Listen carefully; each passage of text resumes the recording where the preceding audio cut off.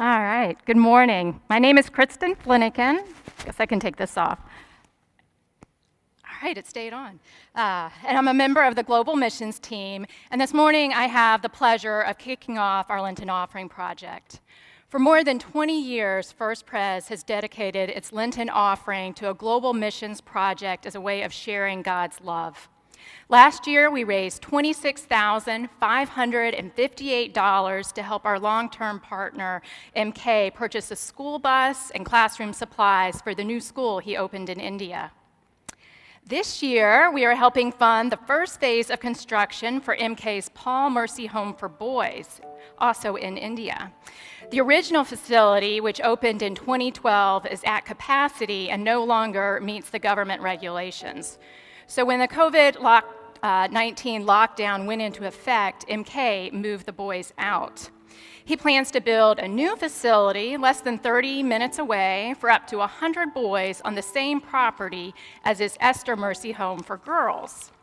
Christian caregivers run both homes, teach the children from the Bible, and lead them in prayer multiple times each day. MK's desire is for these orphan children to become well-educated, strong believers who win others to the faith. The first phase of construction will cost up to $40,000, and we would like to provide as much support as possible. If we don't raise the full amount, we trust God to be faithful and provide the balance in other ways. Now, one of the reasons that the Global Missions team prayerfully chose this project is because of the sense of urgency surrounding it. These orphan boys need a safe, stable home. Right now, the younger ones are staying in a church building beside the Esther Mercy Home, and the teenagers are living with MK at the ministry's new training center.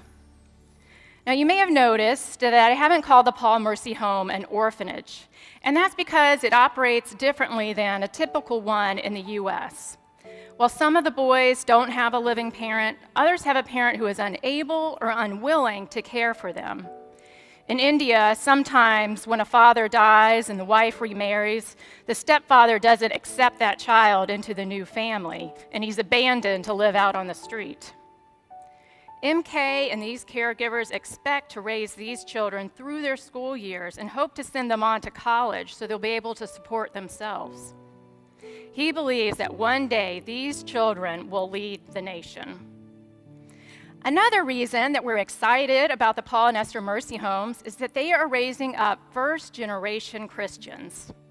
The children are being transformed from street kids with little to no hope to having their physical, emotional, and spiritual needs met.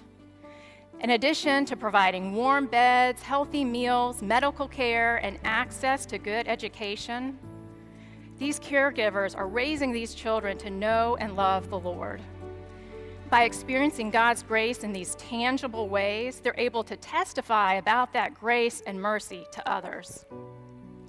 The Global Missions team also selected the Paul Mercy Home this year because we want to continue growing our relationship with MK. Our partnership with him began in 2012 when we supported 10 of his church planting pastors among the Lunia people.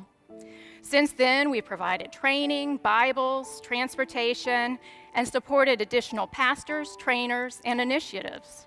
We've also sent a number of groups from First Pres to visit, and MK has traveled here many times to see us as well.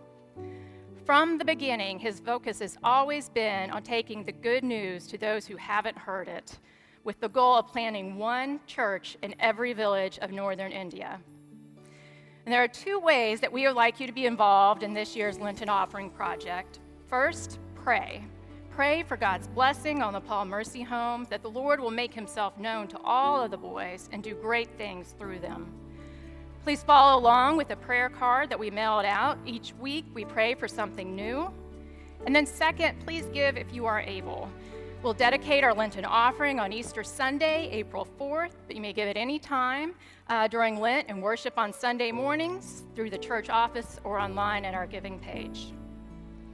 It's exciting that God invites us to join him and be a part of the amazing work he's doing in India. Thank you.